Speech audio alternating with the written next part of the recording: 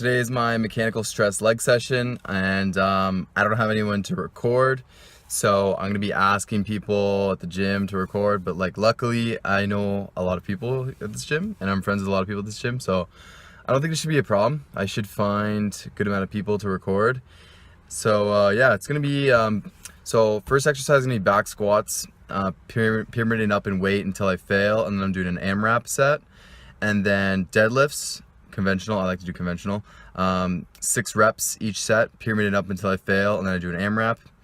And then I'll be doing leg press, and then stiff leg dumbbell deadlifts, and then 2 calf exercises, and then I'll foam roll and stretch afterwards. So I'll take you guys through the full thing and show you guys the workout.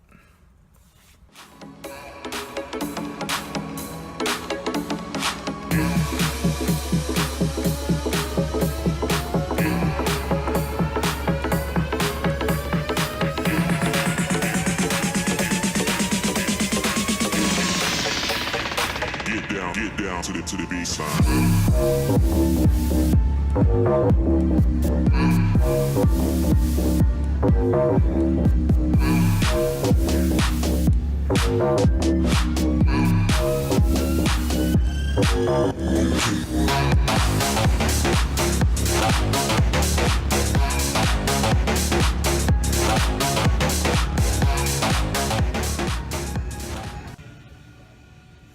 So for my warm-up, I did about 5 to 6 minutes on the Stairmaster just to warm up my legs, and then I did my full mobility routine, which I posted on YouTube, and I will put in the description so you guys can check that out. So after I did that, I didn't jump straight to 225 since, like I said, I didn't have anyone to record, so I didn't want to bother people, and luckily one of my friends is here to record, but I didn't want to have to ask him every time, so I just got him to record the top sets. So I started with just the bar warming up, and then I worked my way up. So here I'm supposed to do 8 reps each set, but I thought this was the 8th rep, but I just counted when I was editing this, and that's the 7th rep. So I stopped 1 rep short. So I went up in weight and went to 245, and lately this is where I've been kind of stuck at since I've been cutting for a while, and I'm trying to really maintain, if not increase, my strength, and I've been kind of hovering around this 245. I can't really get past this, but I'm working on it. So you'll see here, go down. Yeah, that was probably the longest grind of my life. That was definitely the longest rep. I didn't bother going for the next one. I knew I couldn't get that one. So 245 for 4, and then what I did was, that was my failure set. So I dropped the weight now and dropped to 185, and then I just do an AMRAP, as many as I can do, while really controlling the movement. And you'll see my stance is very close. So what I've realized is that I've always had a very wide squat stance and pointed my toes outward, and I started to run into some knee injuries because I've had some tracking issues with my knee joint, and my vastus medialis is actually pretty weak, so I'm focusing on strengthening that by having the closer stance and really going down slow and feeling the movement and pressing through my heels. So I'm really focusing on activating and firing those muscles properly instead of having all the stress go straight to the knee joint. So that's been a huge thing lately of mine. I've been really focusing on executing movements properly and really engaging the muscles as efficiently and effectively as I can throughout the entire portion of the movement. And there was I failed, so I think I got like 10 or 11 reps, and so we move on. So that's how it works on these lower mechanical stress type workouts for myself. You pyramid up to a heavy weight, you fail, and then you rest in between sets, drop the weight, and then do an AMRAP set and get as many reps as you can. Record those numbers, and then try to progress and beat those numbers from week to week. So here we're just doing 335 for 6.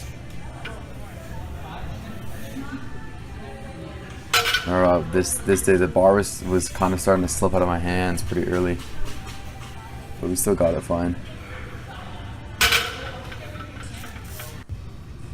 Ever since my cut, I lost quite a bit of strength. Before, my best was 405 for 5, and now currently I'm getting around 355 for 5. But I think this day I got, yesterday I got it for 4, because this was yesterday. I'm just doing the voiceover today. keeping my back tight, making sure it's not rounding. Anytime I feel my back round, I drop the weight. You don't want your lower back to round or upper back. You want to make sure everything is flat, straight, you're engaging. See, right before I lift, I initiate my back. Yeah. And that was another long grind.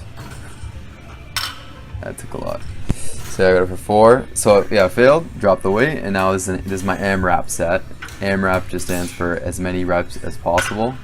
So I dropped the weight and then try to do as many as I can.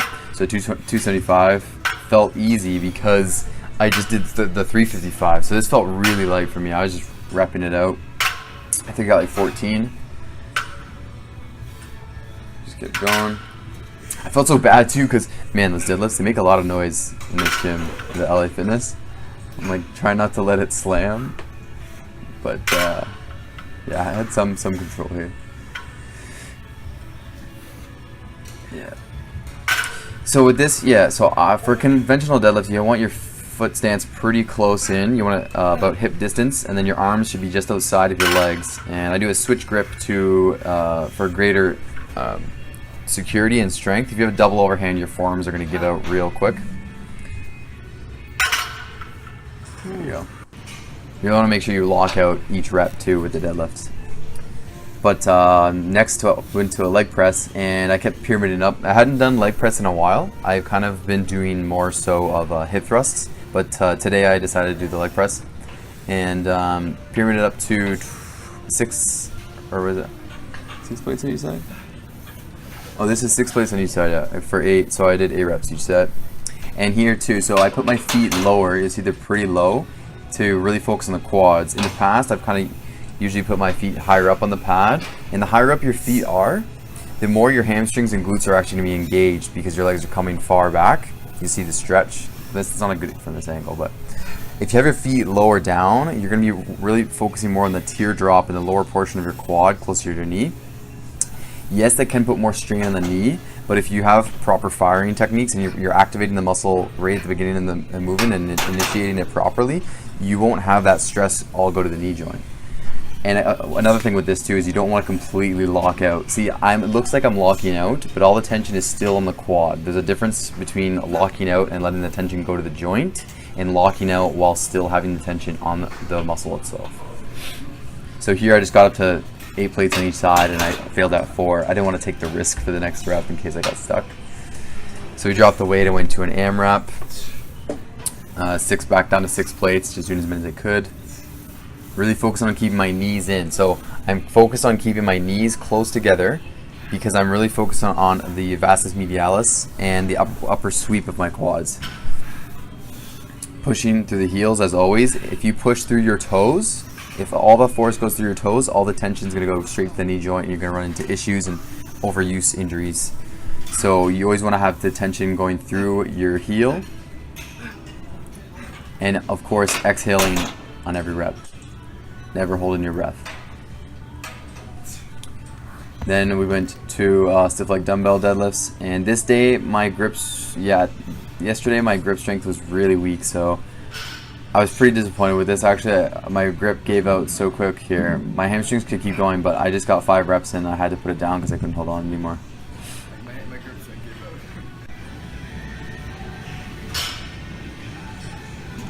out. And then my friend laughed.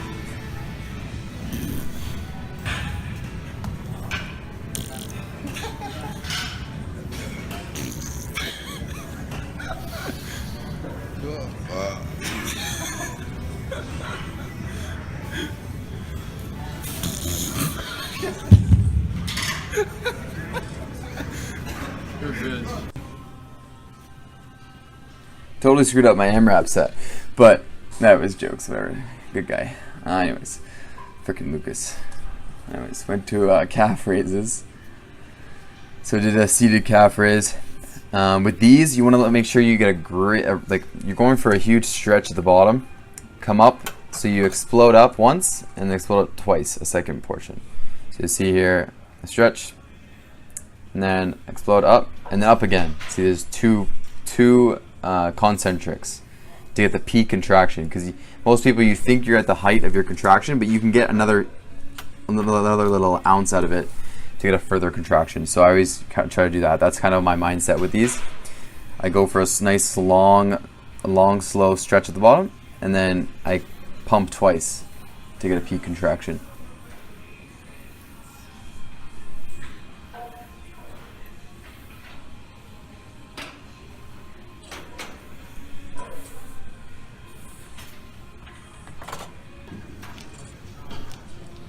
And then the last exercise was just the Smith machine calf raises, which I haven't done in a while. I've been sticking to other variations of calf raises, and yeah, these felt great today. This day, it was really good. Just doing 8 reps each set, pyramiding up. Started off pretty light.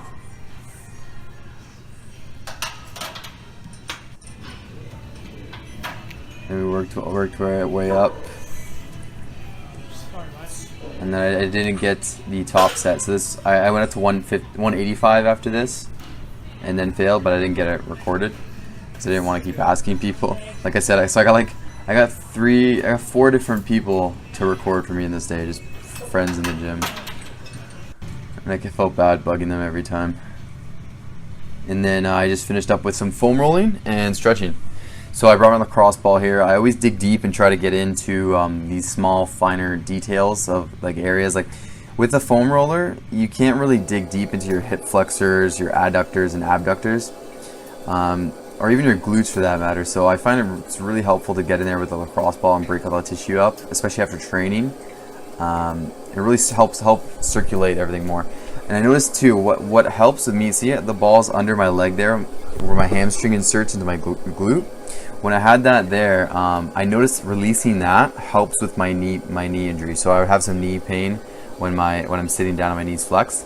If I release the hamstring tension and my calves, if I stretch those out, I noticed that my knee is actually much more relieved. So if I focus on consistently foam rolling and releasing those areas and stretching them and keeping them loose, my knee pain is completely gone. So I foam roll and stretch pretty much every day or every other day after my workouts. I was getting my upper body too, my back, because the next day, which was today, I had my upper body session, so I was just foam rolling and preparing for that day.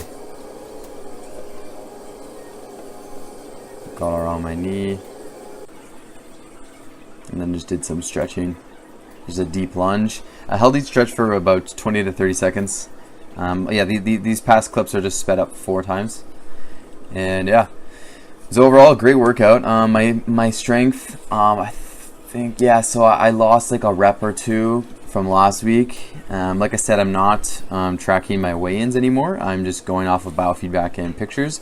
I'm definitely getting leaner. This past week, I'd say I didn't get any leaner, but I've been looking fuller, and nutrients have definitely been partitioned better.